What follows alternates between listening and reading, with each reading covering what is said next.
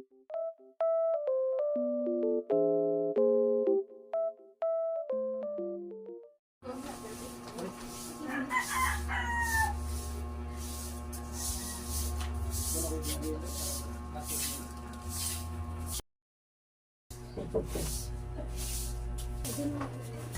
tanghali po, Inay.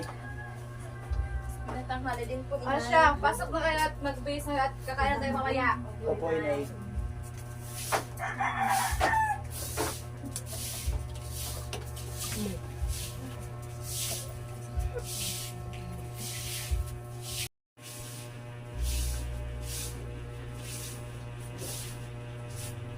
O siya pala, mahal.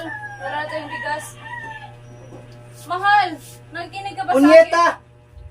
Alam mo naman may ginagawang tawa? Buisit ka talaga? Kakalinis ko lang eh. Nagtatapon niya. Alam mo, ang dami mong daga. Kung di lang kita tinulungan ng dati, paniguradong palaboy-laboy ka ngayon sa kalsada. So gusto mo ipalabas? Na naawa ka lang sa akin? Kaya mo ko pinakasalan? Ganun ba? Ha? At sumasagot ka pa talaga? Ang dapat sa'yo, pagsilbihan mo ako! At wala kang karapatan para pagsigaw-sigawan ako! Tama na, Rodel. Nasasaktan ako. Ano ba? Tama na, Itay. Hindi na kayo naawa kay Inay. Oo nga, Itay. Pwede naman kayo mag-usap ng masinsinan eh. Tumahimik kayong lahat! Kayo? Pagkatapos ko kayong kopkopin mag-iina, at ito lang gagawin sa akin! Wala kwenta!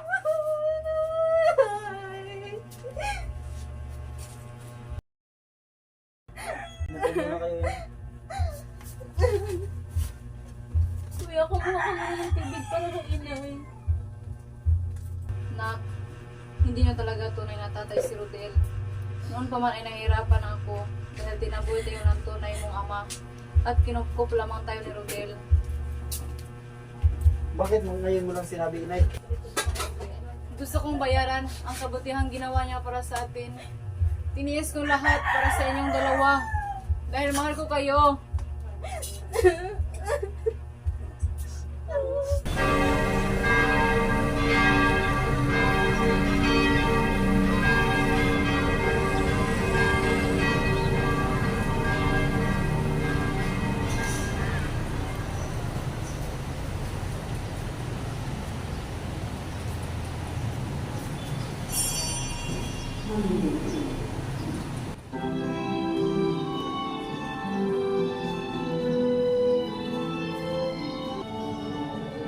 Panginoon, sana darating ang araw na magiging masaya ang aming pamilya at nagpapasalamat kami sa kanyang kabutihan dahil kinupkup niya kami kahit hindi kami tunay niyang anak.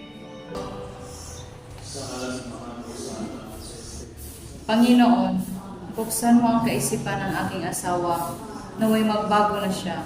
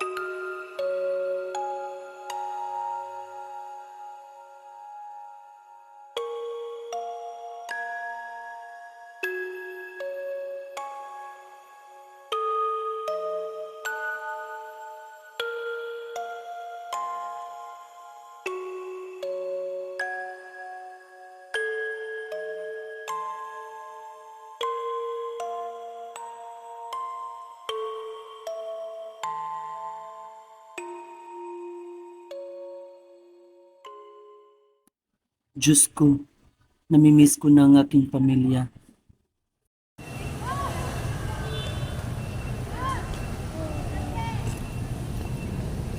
Mahal, mga anak, patawarin niyo ako sa aking nagawang kasalanan.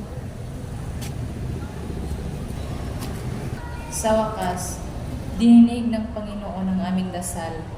Simula noon, naging masaya ang aming pamumuhay. Patuloy kaming mananampalataya sa iyo, aking Ama. Talaga? At sumasagot. At sumasagot. Kung di lang kita tinulungan dati, kalsada. Balik ka. Hindi man na makuha ang essence kung mag-ina na ka nga.